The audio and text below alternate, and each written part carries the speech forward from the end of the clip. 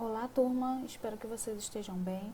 Nós vamos estar dando continuidade ao nosso assunto, classificação dos seres vivos.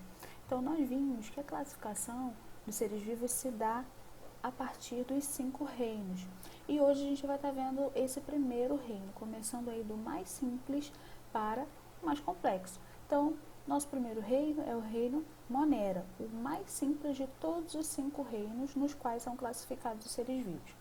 O reino Monera, ele é formado pelas bactérias e cianobactérias. Então, esses seres vivos são os que compõem o reino Monera. Então, a gente vai estar vendo aí algumas características e algumas formações, né, de colônias, grupos, enfim, tudo que vai dar origem, né, ao termo bactéria. Vamos começar.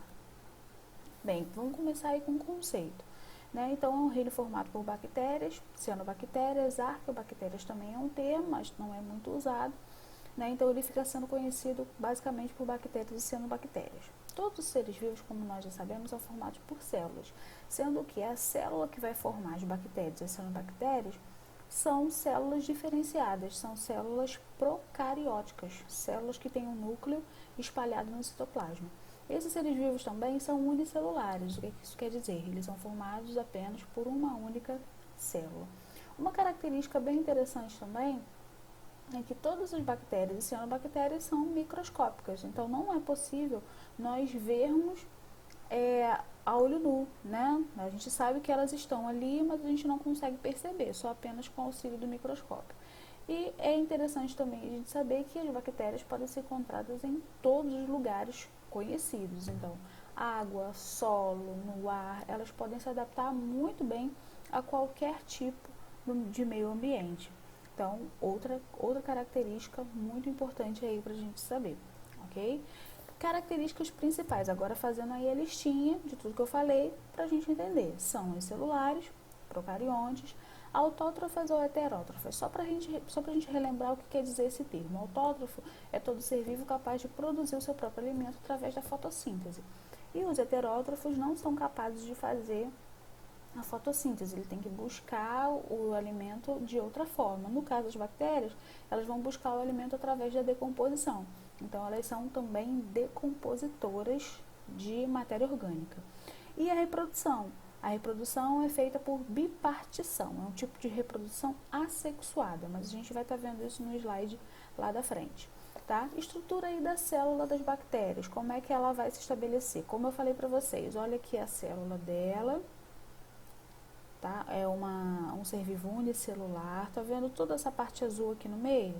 Então, isso é um núcleo, sendo que ele está todo espalhado no citoplasma. Não tem como a gente identificar aonde esse núcleo começa e onde esse núcleo termina. Então, por isso nós chamamos a bactéria de ser vivo procarionte, porque esse núcleo não está bem delimitado dentro da célula.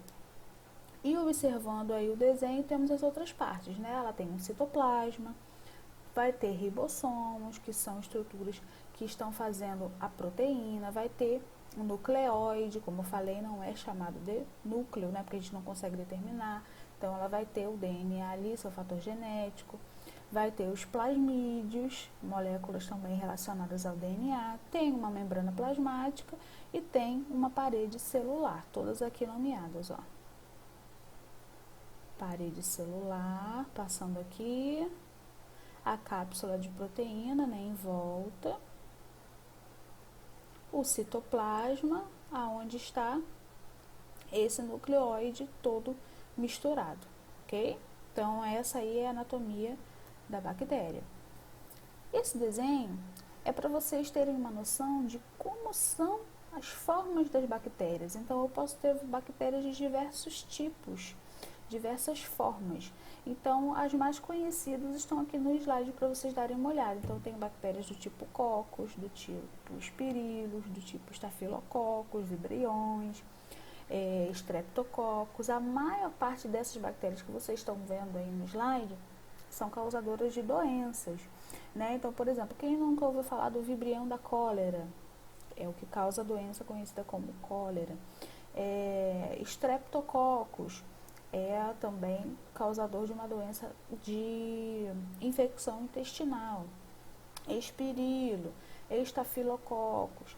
Então, para todas essas bactérias, a gente tem uma doença relacionada, que tem mais relação, gente, com a má higiene, né? Porque as bactérias elas vão estar aí em todos os locais, né? Solo, água, se a gente não tem uma higiene, né? Vai comer sem lavar as mãos, né? Acaba bebendo uma água que não está filtrada, não está fervida. Então, tudo isso faz com que a bactéria entre no nosso corpo e possa causar algum mal-estar aí. Então, é importante a gente ter atenção redobrada aí com a questão da higiene, porque as bactérias estão à solta.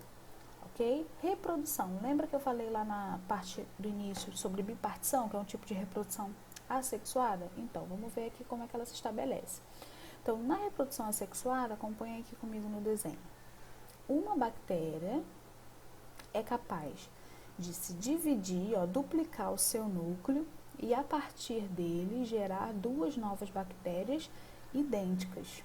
Então, acompanha aqui na setinha A, B, C, já dois núcleos se dividindo, D, eles já bem afastados, e no C, duas novas, e no E, duas novas bactérias formadas.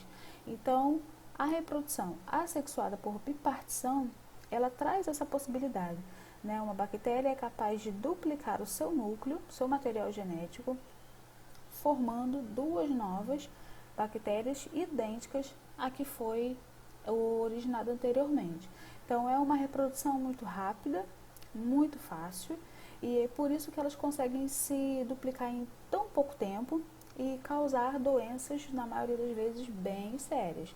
Então, um reforço aí pra gente em relação à higiene. Então, esse é o tipo de reprodução aí de bactérias, reprodução por bipartição, assexuada. Aqui mais um slide falando um pouquinho da reprodução. Aqui a sequência para vocês terem uma ideia de como essas moléculas de DNA vão se dividir e como ela vai agora se reproduzir dentro de um ambiente, ok? Também por bipartição, também por esse tipo de reprodução assexuada. Outro tipo de reprodução para a gente é através dos vírus. Então, um vírus pode também parasitar a bactéria. A gente tem um exemplo aqui do bacteriófago. Ele vai colocar o seu material genético dentro da bactéria, aqui, ó, e na sequência, lá dentro da bactéria, pegando todo o nutriente, toda a energia que ela tem, ele vai conseguir se reproduzir e gerar novos vírus. Ok? Então, o vírus é muito menor do que uma bactéria, por isso que ele consegue fazer esse tipo de reprodução. Próximo grupo, cianobactérias. Esse grupo de cianobactérias já tem uma característica diferente, que é a possibilidade de fazer a fotossíntese. Essa possibilidade permite às cianobactérias que elas sejam autótrofas, então elas não vão precisar buscar o alimento através da decomposição, e sim pegar esse alimento através da sua própria reação química permitida através da luz do sol. Então, elas fazem a fotossíntese, captam os nutrientes produzidos através dessa reação química e conseguem continuar se estabelecendo aí no meio ambiente. Elas vão ser encontradas, pessoal, basicamente no meio aquático, na superfície dos oceanos. Então, ele é muito cheio de cianobactérias, que também podem ser chamadas de algas azuis, tá? Então, aqui está o esqueminha dela para vocês, a anatomia, para vocês terem uma noção de como ela é. Como a gente estava falando antes, a maioria das bactérias, elas causam doenças, né? Eu fiz uma listinha aí para vocês terem uma ideia quais são a maioria das doenças conhecidas. Então, cólera, botulismo, leptospirose, tuberculose, hanseníase, tétano, meningite, pneumonia, enfim, algumas são bem conhecidas da gente, né? Mas elas vão se estabelecer basicamente por uma questão de higiene e também de imunidade baixa. Então, a gente tem que ter uma atenção bastante especial aí com a nossa higienização do corpo, a higienização dos alimentos e principalmente com a nossa alimentação, para que ela esteja sempre variada, né, em dia, com bons alimentos, com bastante nutrientes, para que a gente automaticamente possa ter uma boa imunidade e impedir a chegada aí de doenças relacionadas às bactérias. Aqui um slide específico sobre o botulismo, ele não é muito conhecido, embora tenha bastante informação sobre ele. Ele é uma doença rara, mas bastante comum em relação a algumas áreas do mundo, né? Porque em muitos locais as pessoas ainda não têm essa ideia da necessidade da higiene e acabam não tendo acabam não tendo cuidado com alguns tipos de alimento. Então, aqui, ó, principalmente os enlatados e alimentos em conserva, né? A gente costuma usar muito, então é uma bactéria que está por ali. Então, aqui os sintomas, né? Insuficiência alterações neurológicas, insuficiência respiratória, paralisia do músculo, enfim, é uma bactéria também utilizada em tratamentos estéticos, né? Essa bactéria, quando é injetada na pele, principalmente nas partes onde ficam algumas ruguinhas, ela causa uma paralisia dos músculos da face e isso impede a flacidez. Então, muitas pessoas usam para fazer esses tratamentos estéticos. Informação aí, uma curiosidade, né, pra gente. Importância ecológica das bactérias. Então, de tudo isso que eu falei, por que elas são necessárias aí para o meio ambiente? O que a gente pode tirar das bactérias como mais importante aí para a vida no nosso planeta?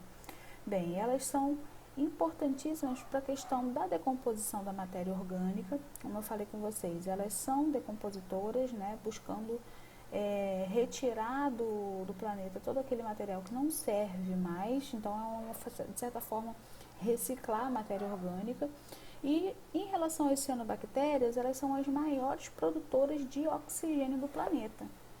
Então, ao fazer a fotossíntese, elas retiram o gás carbônico que está em excesso e acaba fazendo mal, né, à atmosfera do planeta e produzindo mais oxigênio. E essa produção de oxigênio é super importante para os outros seres vivos, porque além de conseguirem, né, buscar o seu alimento, as cianobactérias liberam esse oxigênio para a atmosfera e esse oxigênio acaba vindo parar aqui na gente. A gente consegue respirar, se manter vivo graças à grande presença da camada de oxigênio, a quantidade de oxigênio que tem aqui no planeta por causa da existência de cianobactérias. Então, a importância ecológica delas é muito grande, ok? Então, espero que vocês tenham entendido aí esse primeiro reino Monera. Estejam atentos às próximas aulas, nós vamos estar falando sobre os outros 4 reinos. Deixem suas dúvidas e comentários lá na plataforma. Tenham atenção também às páginas de exercícios dos livros. Coloquem as informações lá caso tenham alguma dúvida relacionada. Então, um bom estudo para vocês. Até a próxima aula.